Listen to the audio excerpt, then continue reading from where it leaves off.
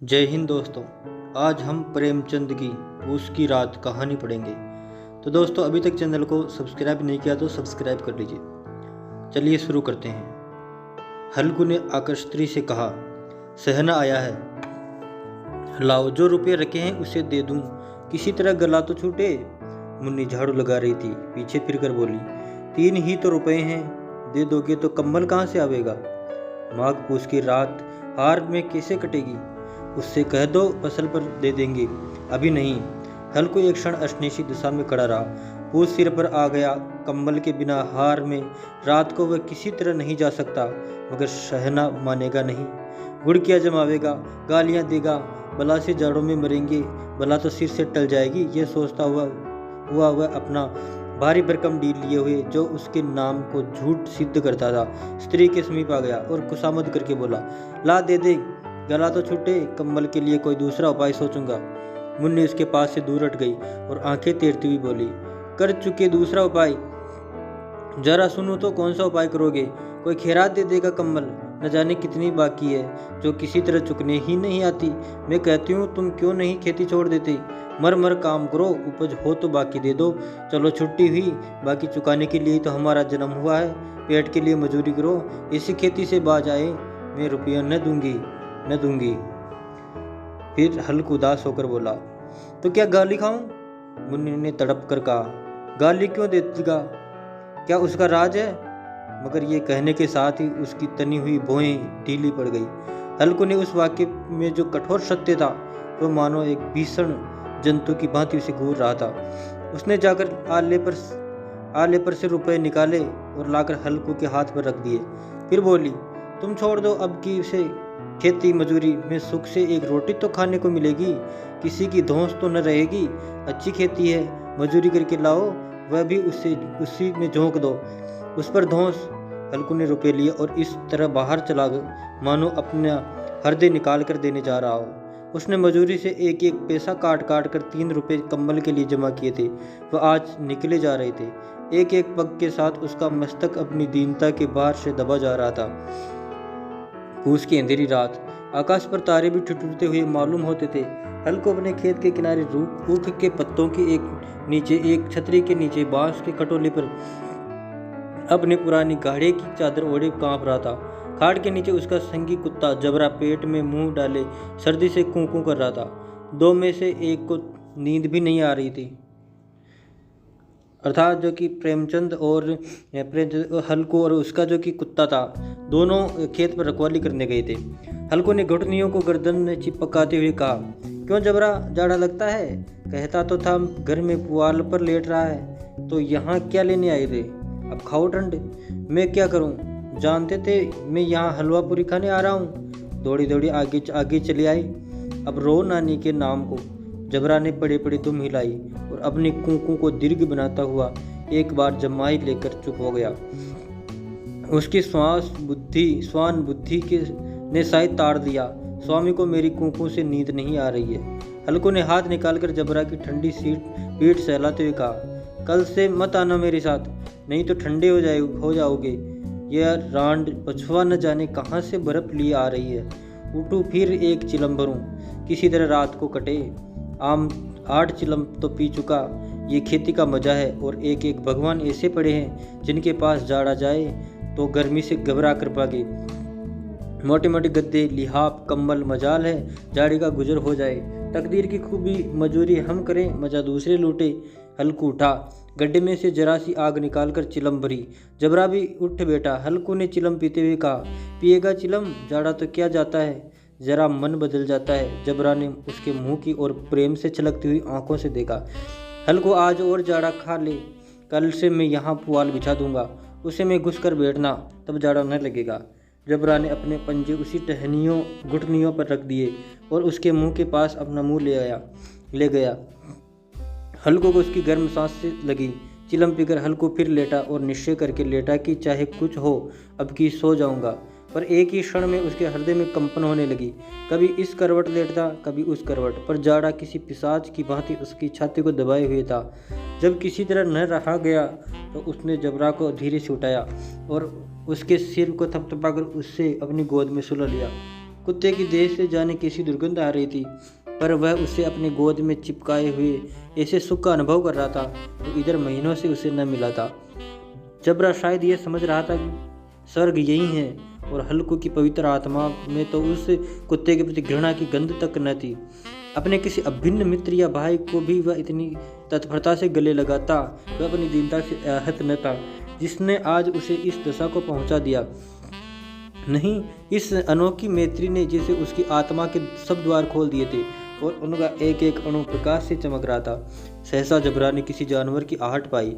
इस विशेष आत्मीयता ने उसमें एक नई स्फूर्ति पैदा कर दी थी। जो ठंडा हवा के ठंडे झोंकों को तुच्छ समझती थी, वह झपट कर उठा और छपरी से बाहर आकर भूंकने लगा। हल्कू ने उसे कई बार चुमकार कर बुलाया, पर वह उसके पास न आया। हार में चारों तरफ दौड़ दौड़ कर भूंकता रहा। एक क्षण के लिए आ भी जाता तो तुरंत फिर दौड़ता। कर्तव्य उसके हृदय में अरमान की भांति उछल रहा था। फिर आगे देखिए कि क्या हुआ कि 1 घंटा और गुजर गया। रात ने शीत को हवा से धधकाना शुरू किया। हल्कू उठ बैठा और दोनों घुटनों को छाती से मिलाकर सिर को उसमें छिपा लिया। फिर भी ठंड कम न हुई। ऐसा जान पड़ता था सारा रक्त जम गया है, धमनियों में रक्त की जगह हिम बह रहा है। उसने झुककर आकाश की ओर देखा। अभी कितनी रात बाकी है। सप्तर्षि अभी आकाश में आधे ही नहीं चढ़े, ऊपर आ जाएंगे, तब कहीं सवेरा होगा। अभी पहर से ऊपर रात है। हल्कू के खेत में कोई एक गोली के टप्पे पर आमों का एक बाग था। पतझड़ शुरू हो गई थी। बाग में पत्तियों का ढेर लगा हुआ था। हल्कू ने सोचा चलकर पत्तियां बटोरूं और उन्हें जलाकर खूब तापूं। रात को कोई मुझे पत्तियां बटोरते देख तो समझे कोई भूत है, कौन जाने कोई जानवर ही छिपा बैठा है। मगर अब तो बैठे नहीं रहा जाता। अर्थात जो कि दरिद्रता का वर्णन करता है कि किस प्रकार वो खेत के अंदर जाता है और खेत के अंदर उसके पास कंबल नहीं होता, उसके साथ उसका जो कि कुत्ता होता है, जबरा नाम उसका होता है, वो भी उसके साथ खेत में जाता है और दोनों का वह वर्णन करता है प्रेमचंद जी। उसके फिर आगे क्या हुआ कि उसने पास के अरहर के खेत में जाकर कई पौधे उखाड़ दिए और उनका एक झाड़ू बनाकर हाथ में सुलगता हुआ उपला लिए बगीचे की तरफ चला। जबरा ने उसे आते देखा तो पास आया और दुम हिलाने लगा। हल्कू ने कहा, अब तो नहीं रहा जाता जबरू, चलो बगीचे में पत्तियां बटोर कर तापें, ठाठे हो जाएंगे तो फिर आकर सोएंगे, अभी तो बहुत रात है। जबरा ने कूं करके सहमति प्रकट की और आगे आगे बगीचे की ओर चला। बगीचे में खूब अंधेरा छाया हुआ था और अंधकार में निर्दय पवन पत्तियों को चलता हुआ चला जाता था। वृक्षों से ओस की बूंदें टप टप नीचे टपक रही थी। एकाएक एक झोंका मेहंदी के फूलों की खुशबू लिए हुए आया। हल्कू ने कहा, कैसी महक, अच्छी महक आई जबरू, तुम्हारी नाक में भी तो सुगंध आ रही है। जबरा को कहीं जमीन पर एक हड्डी पड़ी मिल गई थी, उसे चिचोड़ रहा था। हल्कू ने आग जमीन पर रख दी और पत्तियां बटोरने लगा। जरा देर में पत्तियों का ढेर लग गया।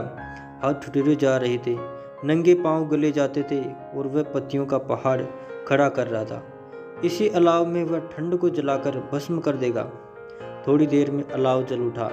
उसकी लो ऊपर वाले वृक्ष की पत्तियों को छू छू कर भागने लगी। अर्थात जो कि पत्तियां थी जो कि उसमें तुरंत जल रही थी, उसमें स्थायी ताप नहीं था। उस अस्थिर प्रकाश में बगीचे के विशाल वृक्ष ऐसे मालूम होते थे मानो वह अथाह अंधकार को अपने सिरों पर संभाले हुए हो। अंधकार के उस अनंत सागर में यह प्रकाश एक नौका के समान हिलता हुआ चलता हुआ जान पड़ता था। हल्कू अलाव के सामने बैठा आग ताप रहा था। एक क्षण में उसने दोहर उतार कर बगल में दबा ली, दोनों पांव फैला लिए मानो ठंड को ललकार रहा हो। तेरे जी में जो आए सो कर, ठंड की असीम शक्ति पर विजय पाकर वह विजय गर्व को हृदय में छिपा न सकता था। उसने जबरा से कहा, क्यों जब्बर, अब ठंड नहीं लग रही है? जब्बर ने कूं करके मानो कहा, अब ठंड क्या लगती ही रहेगी, पहले ये उपाय न सूझा? इतनी ठंड क्यों खाते? जब्बर ने पूंछ हिलाई। अच्छा आओ इस अलाव को कूद कर पार करें, देखिए कौन निकल जाता है। अगर जल गई बच्चा तो मैं दवा नहीं करूँगा। जब्बर ने उस अग्निराशि को और कातर नेत्रों से देखा। मुन्नी ने कल न कहा देना, नहीं तो लड़ाई करेगी। ये कहता हुआ वह उछला और उस अलाव के ऊपर से सांप निकल गया। पैरों में जरा लपट लगी, पर वह कोई बात नहीं न थी। जरा आग के इर्द गिर्द घूम कर उसके पास आ खड़ा हुआ। अर्थात उन्होंने जब उनके पास ठंड लग रही थी तो कुछ साधन नहीं था, तो दोनों आग जलाकर लकड़ियाँ इकट्ठी करके पत्तियां कट करके आग जला रहे थे और आग जलाकर खुद को गर्म इसमें सर्दी से बचा रहे थे। हल्कू ने कहा, चलो चलो इसकी सही नहीं, ऊपर से ही कूद कर आओ। फिर वह कूदा और अलाव के इस पार आ गया। पत्तियां जल चुकी थी। बगीचे में फिर अंधेरा छा गया था। राख के नीचे कुछ कुछ आग बाकी थी, जो कि हवा का झोंका आ जाने पर जरा जाग उठती थी, पर एक क्षण में फिर आंखों बंद कर लेती थी।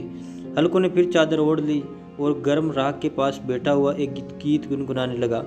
उसके बदन में गर्मी आ गई, पर ज्यों ज्यों शीत बढ़ती जाती उसे आलस से दबाए लेता था। जबरा जोर से भौंक कर खेत की ओर भागा।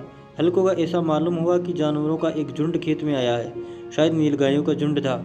उनके कूदने दौड़ने की आवाज़ें साफ कानों में आ रही थी। फिर ऐसा मालूम हुआ कि खेत में चल रही है। उनके चबाने की आवाज़ चर सुनाई देने लगी। उसने दिल में कहा, नहीं, जबरा के होते ही कोई जानवर खेत में नहीं आ सकता। नोच ही डाली, मुझे भ्रम हो रहा है। कहाँ, अब तो कुछ नहीं सुनाई देता। मुझे भी कैसा धोखा हुआ है। उसने जोर से आवाज़ लगाई, जबरा जबरा। जबरा भूखता रहा, उसके पास न आया। फिर खेत के चरे जाने की आहट मिली, तब वह अपने को धोखा न दे सका। उसने अपनी जगह से हिलना जहर लग रहा था। अर्थात भयंकर गर्म इसमें सर्दी में जब नीलगाय खेत में चल रही थी, फिर भी वो नहीं जा रहा था, क्योंकि उसको पता था कि अगर मैं जाऊंगा तो ठंड के आगोश में वापस आ जाऊंगा। वह कैसा दंदाया हुआ था। इस जाड़े पाले में खेत में जाना, जानवरों के पीछे दौड़ना असहनीय जान पड़ रहा था। वह अपनी जगह से न हिला। उसने जोर से आवाज़ लगाई, लिहो लिहो लिहो। जबरा फिर भौंक उठा। जानवर खेत चल रहे थे। फसल तैयार है। कैसी अच्छी खेती थी, पर ये दुष्ट जानवर उसका सर्वनाश किए डालते हैं। हल्कू पक्का इरादा करके उठा और 2-3 कदम चला, पर एकाएक हवा का ऐसा ठंडा चुभने लगा, बिच्छू के डंक का सा झोंका लगा और वह फिर बुझते हुए अलाव के पास आ बैठा और राख को कुरेद कर अपनी ठंडी देह को गरमाने लगा। जबरा अपना गला फाड़ डालता था। नीलगाय खेत का सफाया किए डालती थी और हल्कू गर्म राख के पास शांत बैठा हुआ था। आक्रमणीयता ने रस्सियों की भांति उसे चारों तरफ से जकड़ रखा था। उसी राख के पास गर्म जमीन पर वह चादर ओढ़कर सो गया। सवेरे जब उसकी नींद खुली तब चारों तरफ धूप फैल गई थी और मुन्नी कह रही थी, क्या आज सोते ही रहोगे? तुम यहाँ आकर रम गई और इधर सारा खेत चौपट हो गया। हल्कू ने उठकर कहा, क्या तू खेत से होकर आ रही है? अर्थात उन्होंने तापते रहे और खेत के अंदर वो कि सारा जो कि नीलगाय थे, पशु थे, उन्होंने सारा खेत खा लिया था और वो सर्दी से कांपते हुए अलाव के पास बैठे रहे। तो आगे देखिए कि उसकी रात कहानी के अंदर प्रेमचंद जी लिखते हैं कि मुन्नी बोली, हाँ, सारे खेत का सर्वनाश हो गया। भला ऐसा भी कोई सोता है? तुम्हारे यहाँ मड़ैया डालने से क्या हुआ? हल्कू ने बहाना किया, मैं मरते मरते बचा, तुझे अपने खेत की पड़ी है। पेट में ऐसा दर्द हुआ कि मैं ही नहीं जानता हूँ। दोनों फिर खेत के डांड पर आए। देखा सारा खेत रौंदा पड़ा हुआ था और जबरा मड़ैया के नीचे चित लेटा था, मानो प्राण ही न हो। दोनों खेत की दशा देख रहे थे। मुन्नी के मुंह पर उदासी छाई पर हल्कू प्रसन्न था। मुन्नी ने चिंतित होकर कहा, अब मजूरी करके माल गुजारी भरनी पड़ेगी। हल्कू ने प्रसन्न मुख से कहा, रात को ठंड में यहाँ सोना तो न पड़ेगा।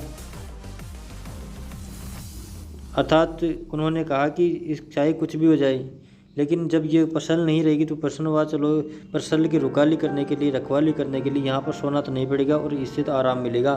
तो इसी प्रकार ये कहानी है मुंशी प्रेमचंद जी की। कैसी लगी ये कहानी? तो दोस्तों, अभी तक आपने चैनल को सब्सक्राइब नहीं किया तो सब्सक्राइब कीजिए। वह इस चैनल पर जो कि इसी प्रकार की इंडियन आर्मी से संबंधित कहानी हो, चाहे फौजी की कहानी हो, कोई सी भी जो कि कहानी प्रेमचंद की कहानियाँ, उनको निश्चित रूप से आपको सुनने को मिलेगी। और ये कहानियाँ, बहुत सारी कहानियाँ आपको सुनने को मिलेगी इस चैनल पर। अभी तक सब्सक्राइब नहीं किया तो सब्सक्राइब कर लीजिए। जय हिंद, जय भारत, थैंक यू।